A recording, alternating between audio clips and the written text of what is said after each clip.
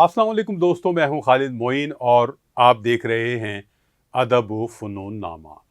आज अदब व फ़नून नामे में हम ज़िक्र करेंगे गुज़िश्ता दिनों रहलत पा जाने वाले मुमताज़ गीत निगार और शायर मोहम्मद नासिर का।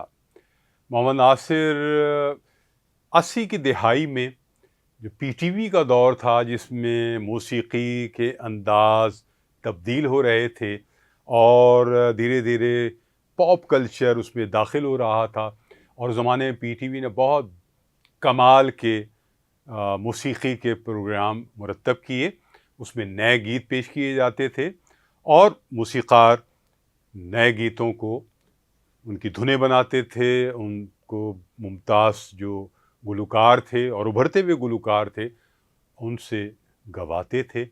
और उस दौर में एक हमारे जो सीनियर गीत निगार थे जैसे शबनम रूमानी, जैसे सहबा अख्तर, जैसे दीगर बाज़ शोरा जो सीनियर थे हमारे, उनके साथ साथ को नए लिखने वाले नौजवान गीत निगार भी उस काफ़िले में शामिल हो रहे थे। और पॉप कल्चर वाली मौसीकी में जो पीटीवी की थी बहुत शानदार प्रोग्राम किए। नियाज़ अहमद ने बहुत कमाल की धुनें बनाई, करीम शहाबुद्दीन ने बहुत कमाल की धुनें बनाई और मौसीक़ारों ने कमाल की धुनें बनाई। और जो ताज़ा गुलकार आ रहे थे उनमें आलमगीर थे, मोहम्मद अली शेखी थे, तहसीन जावेद थे, महनाज थी, हसन जहांगीर थे और बहुत सारे नए गुलकार थे जिनमें सबसे ज़्यादा शोहरत आलमगीर और मोहम्मद अली शेखी को हासिल हुई। उसके बाद फिर दूसरी जो पीढ़ी थी इसमें तहसीन जावेद और महनाज और दीगर गुलकार थे, गुलकाराएँ थीं। इनके साथ जो एक सफ़ बनी नौजवान नए लिखने वाले जो गीत निगार थे उनमें शबी फ़ारूक़ी थे, उनमें साबिर ज़फ़र थे, उनमें रेहान आज़मी थे और मोहम्मद नासिर थे। देखा जाए तो मोहम्मद नासिर ने उस सारे दौर में जितने गीत लिखे वो दूसरे गीत निगारों से ज़्यादा पॉपुलर हुए। ऐसा नहीं कि बाकी जो हमारे गीत निगार थे उनके गीत कम पॉपुलर हुए, लेकिन तनासुब के एतबार से मोहम्मद नासिर के गीतों ने ज़्यादा शोहरत पाई। और उसकी एक वजह यह है कि उसको सबसे ज़्यादा उनको आलमगीर ने गाया। मसलन ये गीत कौन भूल सकता है 80 की दिहाई में कि ये शाम और तेरा नाम दोनों कितने मिलते जुलते हैं, तेरा नाम नहीं लूँगा बस तुझको शाम कहूँगा। तो यही शाम जो है मोहम्मद नासिर के गीतों में एक ज़बरदस्त इस्तिआरा भी है, एक अलामत भी है। और उनके गीतों में शाम, खुशबू, दरीचे, चाँद, सूरज और आँखें और होंठ और हुस्न के सरापे के हवाले से और बहुत सारी चीज़ें, आँचल, दर्पण, ये सब चीज़ें उनके गीतों में शामिल थीं। ज़ुबान बहुत आसान थी। ये ज़ुबान एक जो ख़ालिस हिंदी गीत हैं उनसे मुख्तलिफ थी।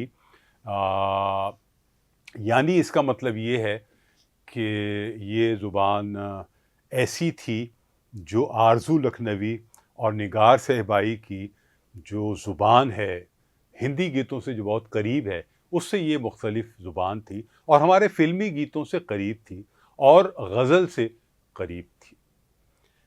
आसान ज़ुबान थी, सहल अल्फाज थे और ऐसी चीज़ें थी जो नौजवान नस्ल जो उस वक्त की थी उनके दिल के करीब थी।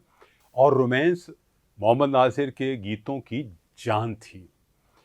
वो बहुत रोमांटिक तबीयत के भी मालिक थे और उनके गीतों में हवा हवा, ये हवा तो ऐसी चली कि यहाँ से और फिर इंडिया तक हवाई हवा हो गई, जो हसन जहांगीर ने गीत गाया था और ये मोहम्मद नासिर ने लिखा था और बहुत मकबूल हुआ।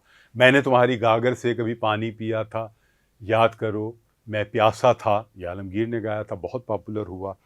इसके अलावा शाम से पहले आना, जब धूप सारी ढल रही हो, ये भी बहुत मकबूल हुआ गीत, ये भी आलमगीर ने गाया।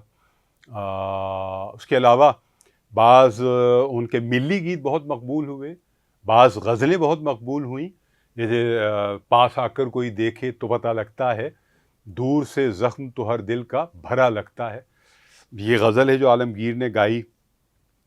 اس کے علاوہ جو کیسٹس اس زمانے میں آتے تھے 80 کی دہائی میں، وہ بہت زیادہ بڑی تعداد میں محمد ناصر نے لکھے، اور یہ زیادہ تر جو کیسٹس تھے جو آتے تھے آڈیو، اس زمانے میں کیسٹ کا چلن تھا، اب تو نوجوان جانتے بھی نہیں ہوں گے کہ سمپل کیسٹ کیا ہے، اب تو سی ڈی کا دور آ گیا، پھر ویڈیو کا دور آ گیا۔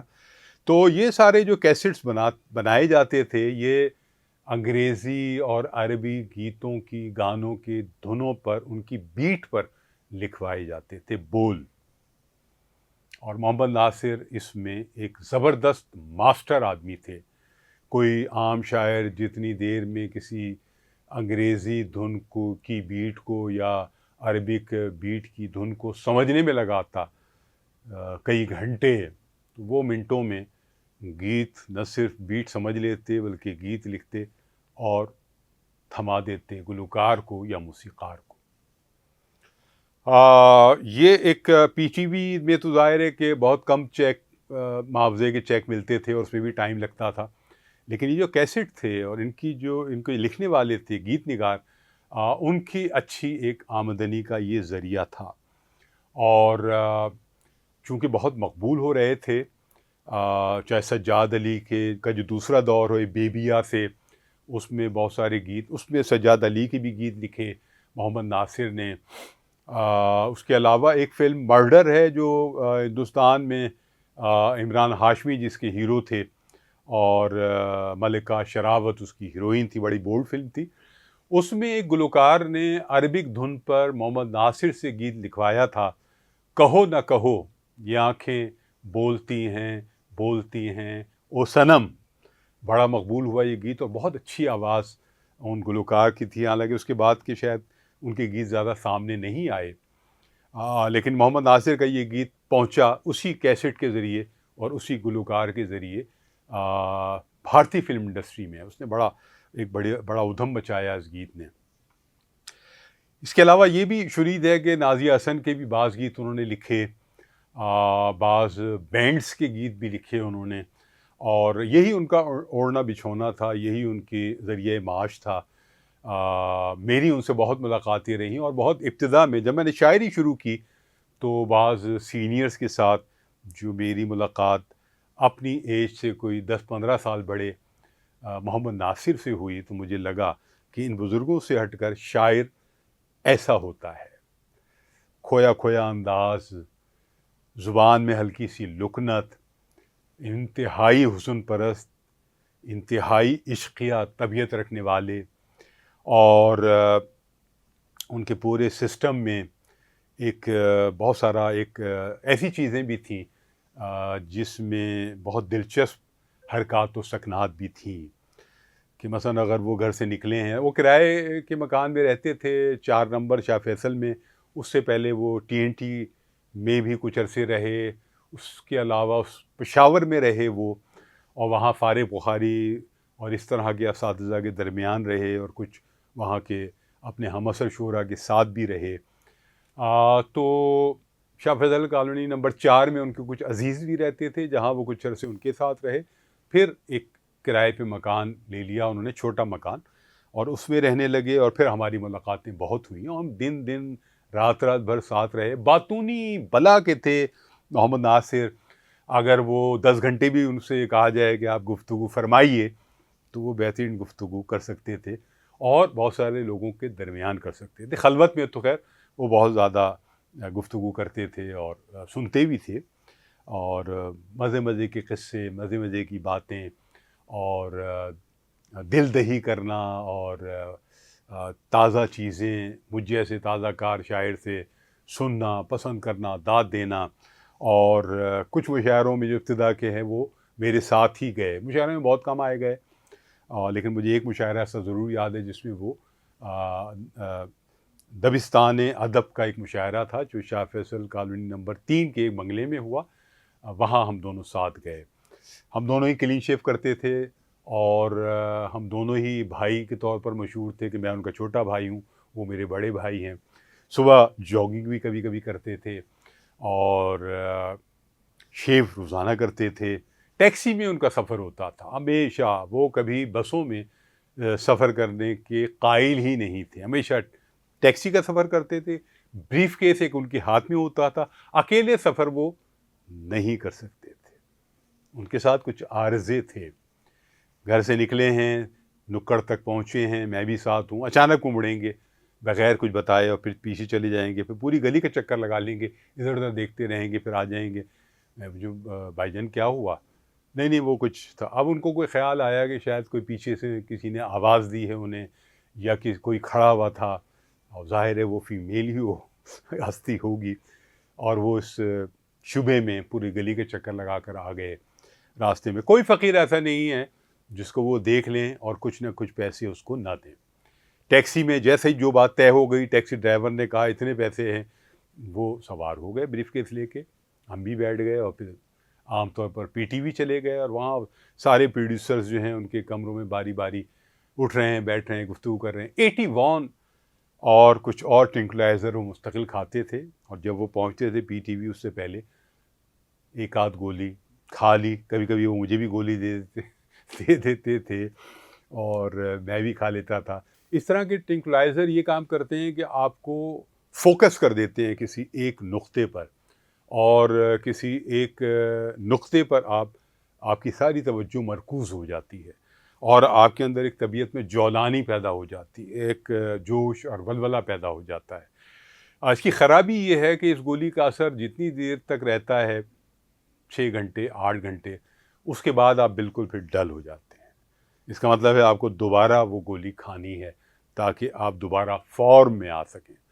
اور محمد ناصر وہ اسی طرح چلتے تھے، ایک ان کا سائیکل بنا ہوا تھا، اور 6-8 گھنٹے میں گولی کھاتے تھے، پھر رواں دواں ہو جاتے تھے، پھر وہ ڈل ہوتے تھے، پھر وہ گولی کھاتے تھے۔ تو یہ ایک مشکل کام ہوتا ہے، اور یہ ٹرنکلائزر آپ کے بہت سارے ذہنی عارضوں کو بڑھاوا بھی دیتے ہیں۔ آپ ان کے عادی ہو جاتے ہیں، آپ ان کے بغیر پھر رہ نہیں سکتے، اور پھر آپ مجبور ہیں کہ اس سائیکل کو چلاتے رہیں اور زندگی بھر ٹرنکلائزر کھاتے رہیں۔ محمد ناصر زندگی بھر یہ کرتے رہے۔ تو یہاں ایک وقفہ لیتے ہیں اور پھر حاضر ہوتے ہیں اور محمد ناصر پہ مزید گفتگو کرتے ہیں۔ اس وقت تک کے لیے خدا حافظ، خدا حافظ، خدا حافظ۔